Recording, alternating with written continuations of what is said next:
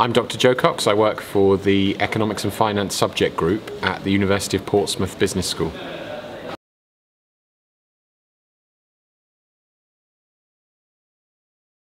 Okay, so we are making an appointment for a research fellow to undertake a programme of research into crowdfunding and its potential for involvement in academic research projects. The interesting thing about the appointment is that we're looking potentially to extend the initial 2-year fixed term based on whether or not the individual is able to actually generate any crowdfunding support, potentially for their own work, but also for other academics working around the university. So, as far as we're aware, that is the first time that an appointment like this has been made in a UK university. And it's part of a bigger move on our part to develop an expertise in research into crowdsourcing and crowdfunding, which we see as really exciting growth areas, lots of potential for academic work and of course much wider capacity than that. And we want to be among the forerunners in the UK and the world for research into these type of activities. We've advertised the role in the traditional way that you would for any academic position, so it's advertised via various sort of websites and professional outlets for academic careers, academic jobs.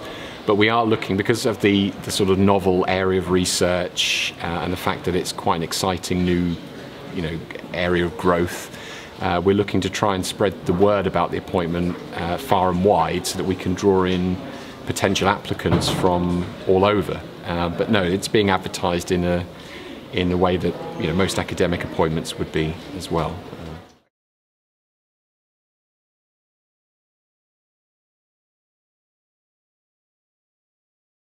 Well, there are so many unanswered questions about crowdsourcing and crowdfunding in particular, so we're interested to know how it would fit into traditional models of funding and to what extent the things we know about financial transactions, financial behaviour, to what extent that applies to the crowdfunding arena as well.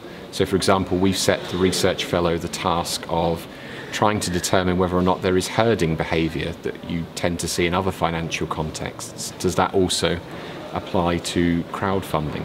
So we just want to answer some very basic questions about crowdfunding, how it works, what are the factors that tend to lead to successful projects that get funding, and how can it be applied to academic research. And we're hoping that the research fellow will put forward a number of principles or criteria that we can use as a university and a faculty here to put the research that we're doing here out into the public domain and generate the greatest level of interest and support for what we're doing.